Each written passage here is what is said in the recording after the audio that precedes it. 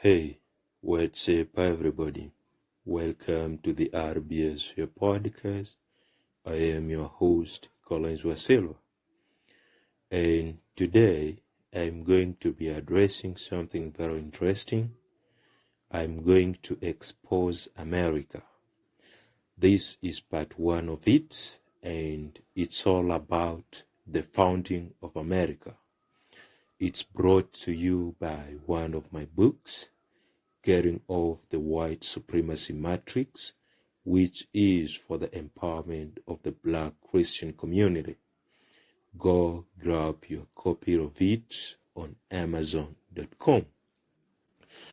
Alright, so I'm gonna start with a verse that is foundational in the Bible that I think often gets ignored because there is so much packed into it.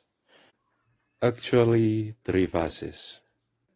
There is so much packed into these 3 verses that it often does not get talked about as much as it should. Now, when Christ was fasting for the 40 days and the devil came to him, that's the enemy, and I've been talking about it. When the devil came to Christ, we get a lot of revelation on exactly how powerful the enemy is and what his agenda is. So, this comes from Luke chapter 4, verses 5 through 7. Go read this for yourself. Don't take my words. Remember Acts 17:11 at all times, that the Bereans searched the scriptures daily to see whether the things that Paul was saying to them were actually true or not. Don't forget about that. Acts 17:11. Listen to what I say and go back and check all the steps for yourself to make sure it's true. Alright, so here we go. Luke 4, 5 through 7. And the devil, taking him up into an high mountain, showed unto him all the kingdoms of the world in a moment of time.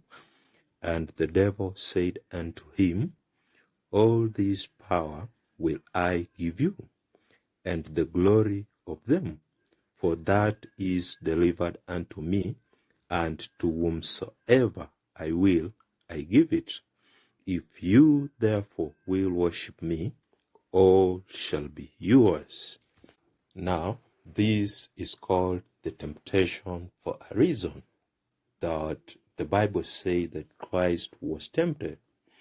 This wasn't just a false promise that Satan was giving. Now, notice what he says in here. First, let me point out this. It says, he showed him all the kingdoms of the world in a moment. So, it's taking, I don't know how long the moment of time is, but it didn't take long. So, either there is a way for the enemy to manipulate time, or time was working different somehow. I put it that way. Time was working different somehow in what they were doing. Whether it was the enemy's power or whether it is the spiritual realm, they see things differently. We don't know for sure. We just know that time was handled differently at this point based on what they saw. Now, it says, the devil said unto him, All this power will I give you, and the glory of them, for that is delivered unto me, and to whomsoever I will, I give it. So, this is important because the devil didn't claim he had this power on his own. He claimed that this power was given to him. And we know that the only one that can give him this power is the Most High. And we also know Christ called the devil the God of this world. So there was truth in his claim that he had the power to give the world to whoever he wanted to. And he gives it to those people that worship him, which is the basis for this study, exposing America. Now, let's get into it. The founding of America. One of the false teaching, I believe it's a false teaching. One of the deception is that when the Europeans arrived in America, they saw black Native America. This is based around people believing they are black Native Aboriginals, and they post these pictures of dark-skinned Native Americans, and they say, well, because we have these pictures of dark-skinned Native Americans, it proves that black people were really indigenous to America. So let's address that. First things first.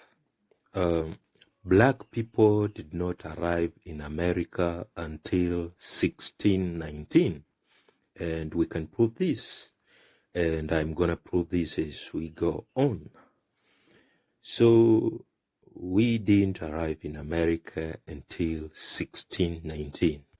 The camera wasn't invented until 1816.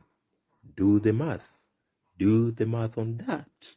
197 years later, 197 years after black people arrived in America, that is when the camera was invented. Now, for the earliest image of a Native American I've been able to personally find is from 1878. That is 259 years after black people arrived in America. It's also 62 years after the camera was invented. But the problem with that is that the Emancipation Proclamation happened in 1863. So that means the first picture of a Native American didn't even happen until 15 years after the slaves were emancipated. And so when people show these pictures, I put all this into context, that the obvious picture was taken 259 years after slaves had been in America. And then they don't put into context that the slaves had been kept living among the natives, and they had started to mix with the native tribes. And then they also don't put into context that this first picture was not taken until 15 years after the Emancipation Proclamation. So this is important to understand because it's misleading on people trying to tell you who the Native Aboriginals are and that Europeans saw black Native Americans when they arrived. Now, let's start from before that, and let's go back into what really happened before coming into black people mixing with the native tribes, because there is a lot of history that goes on before we even get into the slavery part. Now, in 1492, according to European history, Columbus discovered America. We know this is not true because Columbus made to America 492 years after Erickson, and over 1,000 years after it's believed that the Egyptians had already been coming to America. So Columbus was not the discoverer of America. And we believe that the Egyptians were trading with the natives. They traded, and so because they had traded, the Egyptians had been there first. But this is important. They did not colonize America. They just traded with the native tribes. Now, according to European history, there were 86 to 89 people on board the 3 ships that came with Columbus, Nina, Penda, and Santa Maria. We are told that they were trying to find a route to the West Indies, western route to Asia from Europe. Look at the map, see where Europe is, see where Asia is. They were trying to find a route.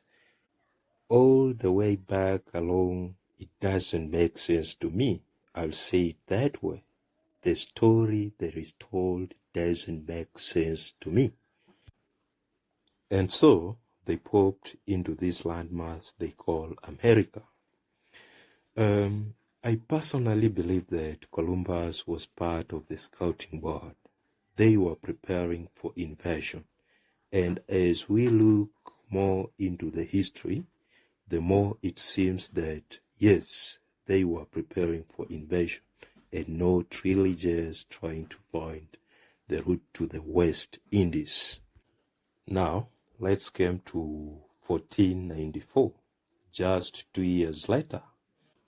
Now, in 1494, the Spanish and the Portuguese had already been coming to America, mostly in the South America, various parts of the North America, but mostly in the South America. And so the Spanish and the Portuguese were fighting over territory. And so they signed the Treaty of Tordesillas in 1494. This is important because it divides all non-European parts of the world into 2 categories: exploration and colonization. We didn't see them colonizing Asia, but they divided all non-European parts of the world. And now let's go up to 1542. This is going to be part of what I was saying. Excuse me. This is going to be part of what I was saying, that we can prove black people are not the natives that the Europeans ran into when they arrived. Now, in 1542, we have something called the New Law. It's called the New Law in short. Google that. The long name of it is the New Law of the Indies for the Good Treatment and Preservation of Indians. Now, this law defined how you could treat an Indian and then treat a slave servant. They were treated as slaves, the same as the Negro slaves when they were brought in America. So, for those who believe that the Negroes were actually Native Americans and that were already there, if you believe that, then you have to explain why there were laws made to basically keep natives from being wiped out, and why those laws will not apply to the Negro slaves. You have to explain that. So you have 2 sets of laws. One set of laws to protect the natives and the other set of laws to oppress the Negro slaves, which I'm getting into. Now, it's estimated that 95% of the native population was wiped out by smallpox, diphtheria, influenza, typhoid, and measles. These are diseases that Europeans brought over. They pretended to make peace with the natives, and they gave them blankets covered with smallpox so that the native population would be wiped out. This was an intentional biological warfare, and not like we are told in history classes. It was a biological warfare waged by the Europeans to wipe out the natives because they wanted the land. And the reason they wanted to own that land, in my opinion, is because they knew who the Negroes were. They wanted somewhere to put them. If you are not aware, the Negroes are the original Hebrews. The Bible says it and history says it too. They wanted to take the Negroes as slaves, but they needed somewhere to put them.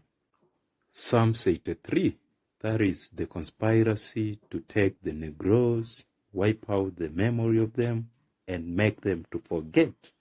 But in order to do that, you needed somewhere to put them. Because in Africa, they knew who they were. When they were in the renamed Middle East, which is really Africa, they knew who they were. So you had to have somewhere where nobody knew who they were. So now they brought them over to America, and it wasted out the memory. But before that, in 1607, we see the first colonies pop up. So in 1607, the Europeans established themselves in America, and 12 years later, they start going to get slaves. That is 12 years after landing. So it's important to know the timelines. Now, in between 1492 and 1607, when they established their colonies, there is a lot of war going on, fighting for territory, and the Europeans don't have a chance to really establish themselves. After which they can then go get the Negro slaves here yet. So, while the 1492 thing was going on, the Portuguese, who had already divided the world up into exploration and colonization, they started deporting black Jews out of Portugal to the western coast of West Africa. This is around the same time Columbus is coming to America, right? So they knew who these people were. They knew who the Negroes were, because this is all documented history.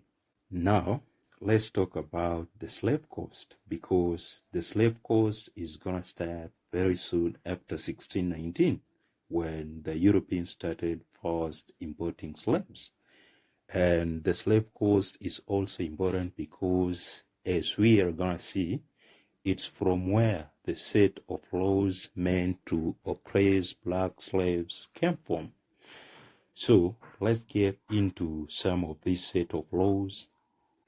And note that these laws continue to affect us even in these modern times. Now, it's also important to understand that this was 100% the product of white men who identified as Christians. White women did not have the right to vote. Natives did not have the right to vote. Mexicans did not have the right to vote. And Negroes did not have the right to vote. This was 100% white men's.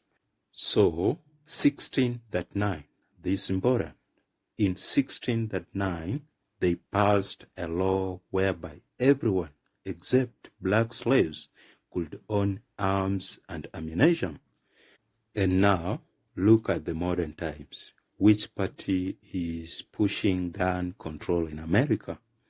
Because this was how they kept the slaves from fighting back. In 1662, they determined that the children of the black women that were raped by slave owners could be held as perpetual slaves. Before then, you couldn't hold children as perpetual slaves, but now, because it is the son or daughter of the slave owner, they could make the decision to hold their own children in slavery perpetually. Then, in order to discourage interracial marriages, in 1664, they passed a law that any white woman that wanted to intermarry with a slave would become a slave, and any children produced by that union would also become slaves. So, it was a discouragement. They wanted to discourage mixing with black people other than when the slave owners raped the black women. So, understand what is going on here. If lineage is traced through the father, then any child produced from the union of a black male slave and a white woman, that child will be considered Negro. Now, when people tell you that the Hebrews mixed into the world and they are everybody now, that's a lie, because they were brought to America and there were laws made specifically to prevent it. No white woman wanted to go into slavery because she fell in love with a Negro. So it wasn't just a thing that happened. It may or may not have happened before they created the law in the first place, but after that, we don't hear stories of white women becoming slaves because they are not risking their freedom to fall in love with the Negroes. In most cases, they would claim rape, and if something like that happened, then the Negro would be executed.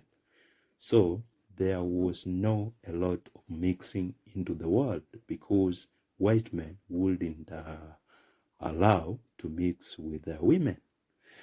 Now, there were already rules that if you are a Christian, you could not be enslaved because they looked at that like enslaving a brother or a sister in Christ. And that was considered an offense, an evil. And then in 1667, they changed the law to specifically say that only black Christians could be held as slaves. So if you are a slave and you converted to Christianity, you could use that to get your freedom. But they saw it as a loophole. Then they said you can't hold any Christian as slave except for the black people. So these laws were made to oppress us, and they continue to. 1705. In 1705 is when they define slaves as real estate or property. They defined a slave as real estate or property, which is why when people get locked up, they refer to them as state property. This comes from the slave cost. In that same year, 1705, there was one more law whereby the master is deemed unaccountable for killing a slave. Like they couldn't be prosecuted for killing a slave. And we see this now in the modern day police force. Whenever a black person is killed by a cop, even when innocent, the cop is rarely held accountable. It goes back to 1705 slave cost that you couldn't be held accountable for killing a slave. And then in 1712 is when the perpetual law comes into play in mass. They declared that all black people, all former slaves, and all their descendants to be perpetual slaves. They basically classified all black people in America as slaves forever. So even if your great-great-grandfather had somehow gotten their freedom through, being released or buying their freedom or whatever they did, because of this law, because they had been held as slaves, any children that they have would now be considered slaves as well. Even though they were technically free, they still were considered slaves. Another law in that same year, 1712, slaves needed a license to travel. And what's happening now when you get pulled out by the police? The first thing they ask for is your license. You needed a license to travel. So the modern license program and having an ID and all that kind of stuff comes out of the slave cost. They just kind of modified it and It evolved as time went over. This has links to the slave coast. In 1724, slaves that fought back against the masters or any oppressor, basically European, could be executed for fighting back, which is why you see when black people resist arrest, they get shot or beaten. This is because it goes back to the slave coast. Now, if you look at the book of Esther, there was a similar situation where Haman wanted to kill all of the Hebrews, and Esther had to go on behalf of all the Hebrews and get the law changed so that the Hebrews could fight back. Now, when we talk about Esther, we rarely talk about this event, but what happened was that they passed a law that says on a certain day, and go read the book of Esther for yourself, that on a certain day, the people were allowed to just go and murder the Jews on the streets. They were allowed to do this without consequences, and the Jews were not allowed to fight back under the penalty of death. So think about that. The king gives everybody permission to murder black people on a certain day, and if you fight back, you could be put to death for fighting back in order not to die. So this was the scenario, which is why Mordecai was so insistent about Esther going to handle the problem with the king. Because Mordecai understood. He said, they are going to come to you eventually. If you don't do anything about this, it's going to come for you eventually. And we see similar scenarios in our modern society. And you can go check out my other book, 1935 to 2163, The Making and Breaking of a House Negro. This book exactly explores these steps. It's a great book. Embrace it, I tell you. Now, we are going to skip forward a little bit in history to the War of 1812. Now, understand that the War of 1812 actually freed slaves. The British, when the war happened, the British offered freedom to any slave that would fight on their behalf against the Americans. Now, the British was the most powerful army at that time.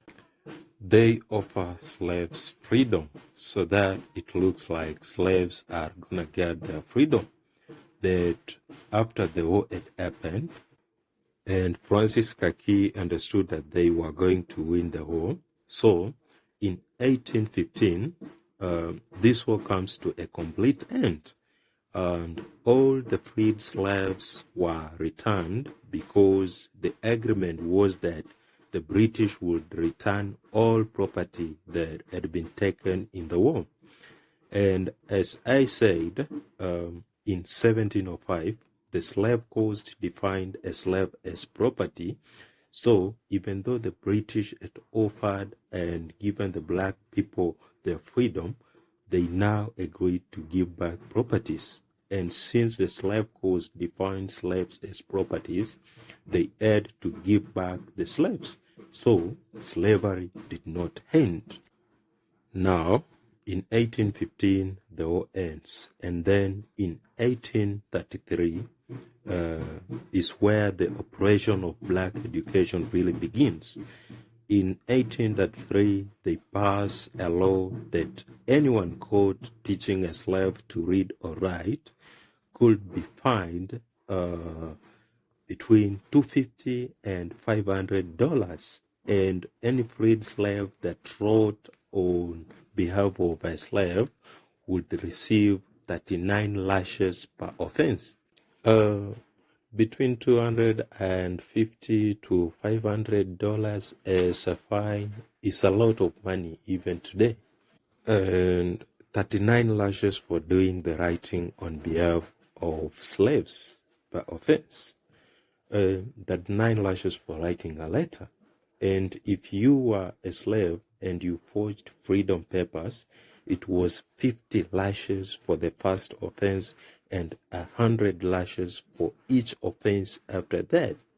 So what happens is that they are now making education and communication between black people more difficult. This is because they didn't want black people writing to each other, organizing and coming together, which is going to be some of the basis for today's COINTELPRO. We'll get into this now. COINTELPRO apes are meant to subvert black community and keep us from coming together, which is what the slave coast was doing back in the 1833. So we can see that there is a conscious effort to keep black people down, starting in the 1600s and moving all the way into the 1830s. This now brings us to the Civil War. The Civil War begins in 1861, and once again we are offered with the opportunity to fight for our freedom. What happens during the course of the war is that many of the black people escape to the north, and they are going to stay to fight, and then out of that the Emancipation Proclamation is going to be born in 1863. But we are going to see that it's not all that is cracked up to be. There is going to be a deception around that.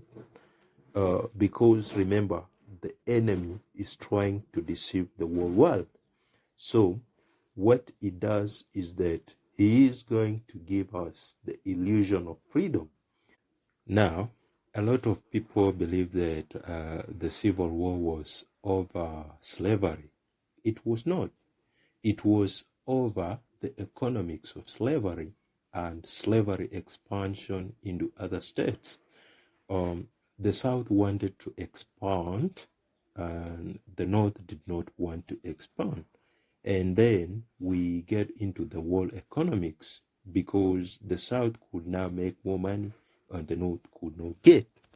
So basically what happened with the freeing of slaves during the Civil War was the North said, if you don't want to keep your slaves just in the South, then we are going to go ahead and free all slaves. So this is how in 1863 the Emancipation Proclamation got passed. And so the Emancipation Proclamation granted all slaves their freedom. It said, all persons held as slaves are and henceforth shall be free. Period. There was no condition to that. So we have the Civil War ending in May 1865. And according to history, over 200,000 former slaves got their freedom and joined the North to help fight the South. Now, what is interesting about this is that in 1865, after the war is done, in December, the 13th Amendment is passed. Now, the 13th Amendment is a slap in the face for all those black people who escaped, got their freedom, and then helped defeat the South. They help in defeating the South, and then they come up with the 13th Amendment, which was a loophole to put the freed slaves back into slavery. The Emancipation Declaration freed slaves without condition, but now the 13th Amendment, and a lot of people miss this, we have Section 1 of the 13th Amendment that says, laid a slavery nor involuntary servitude, except as a punishment for a crime, where the party shall have been duly convicted, shall exist within the United States or any place subject to their jurisdiction. So this was meant to allow the South to put black people back into slavery, legally under the guise of making them criminals that break the law. So as long as they could keep up to that, besides, the North will now turn a blind eye to slavery in the South and other parts of America. On a federal level, that loophole still exists today.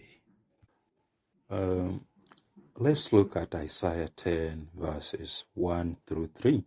And I like to point this one out where people talk about obeying the law versus disobeying the law. When people say you should obey the law, you should obey the law of the land and all kind of other steps, they say this because they don't understand that something that is legal isn't necessarily moral, and something illegal isn't necessarily immoral. Perfect example is what Hitler did to the false Jews was legal, but absolutely immoral. Murder of people, and it was a mass murder, is immoral. And it was illegal to harbor those people from murder, even though that was moral. So you can have a law that is immoral and somebody disobeys that law and still be morally right. Now, Isaiah chapter 10 verses 1 through 3 touches on that. It says, "Who unto them who decree unrighteous decrees, and who write grievousness which they have prescribed, to turn aside the needy from judgment, and to take away the right from the poor of my people, that widows may be their prey, and that they may rob the fatherless. And what will you do in the day of visitation, and in the desolation which shall come from far? To whom will you flee for help, and where will you leave your glory?" So, the Most High is pronouncing misery on these people that write unjust laws. And I want to point out something too, while on the subject. If you go through the Bible, you will notice a theme of referring to the poor and the fatherless. Now, look at the rates of black children born to single-parent homes. Just look at the rates on that, and it talks also about the widows. Determine which women have been widowed because somebody murdered the father of their children. And we are going to see more of this because there are laws created to literally rob the poor and the fatherless. This brings us into the Black Codes, which were enacted after the Civil War ended. That is from 1865 to 1866. Between 1865 and 1866, the various states of America enacted what we call the Black Codes. And the Black Codes are going to give rise to the vagrancy laws. And a lot of these laws are still affecting us today. A lot of them are still effective today and were intentionally created to oppress and create a situation for black people that makes it harder for them to rise above the slavery situation. So we are only a step or two above what we were in slavery.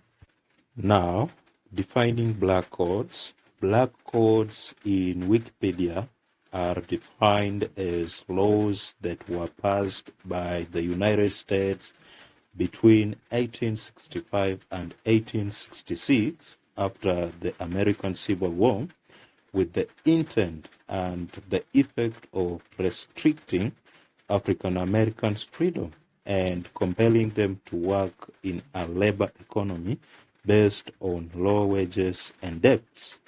Low wages and debts. Now, look at how many black people have bad credit because they borrow, they get credit card, they don't pay off, they borrow too much money, or they have low-paying jobs. It started in 1865. And they define a vagrant as a person who wanders from place to place, homeless and without regular income.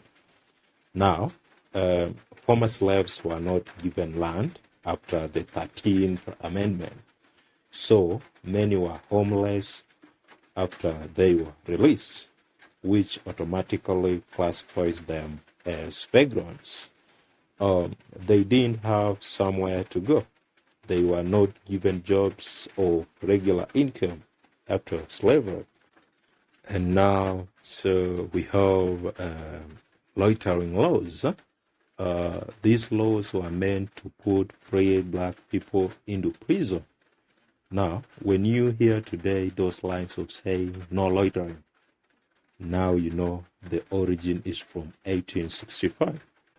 Prostitution also became illegal because the black women freed from slavery couldn't get staffs.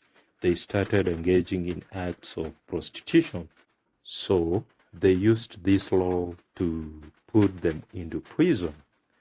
And drunkenness was also made illegal. Black people are not allowed to drink away the situation because you could be arrested and be put into prison. There also are criminal association laws whereby if somebody was arrested and convicted for any of the silly crimes, by you associating with them afterwards would cause you to be arrested as well. So it created a situation whereby black people were not even allowed to be around each other without the fear of getting arrested. It created a state of fear of being arrested and be put into prison. Also, it was illegal for black people to congregate without permission. It found punishment by imprisonment and a fine of a certain amount of dollars. Custody laws. Black children could be taken from parents and be given to former slaves to be used for labor with no pay. They call this apprenticeship, and it is referred to that way in our modern day, being hired without pay.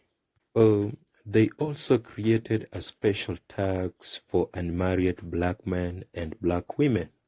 This was just a special tax you had to pay for being black. They created fugitive worker laws whereby a black person in working signed a contract, and if you quit the work and run away, you would be considered a fugitive worker. If caught, you would be returned to your employer. Exactly same thing they did during slavery. No difference. Also, black people had to have a written permission to enter certain towns and states. You couldn't enter or leave without supervision. And today we have curfew laws operating in exactly similar way. Also, as a black person, you could be jailed for acting arrogantly to a white person or showing other signs of disobedience to be determined by white people. Black people could be imprisoned and fined for just disrespecting an employer. just talking bad to an employer. And in some states, black workers were fined for missing work. Imagine now you are sick, you call off, and the employer can charge you for calling off, and you have to work to make up the money that you owe them. And if a black person quitted their job without permission, they lost all their income. And one of the craziest laws was in Kentucky, that a black person could be arrested for keeping a disorderly house. So, all these laws were intentionally meant to segregate and oppress the black community. They start to form after slavery to put us back into a form of slavery, even though we were technically freed. And all this was determined by the white people in charge. And we see the same pattern today in the process of passing the laws in our various governments.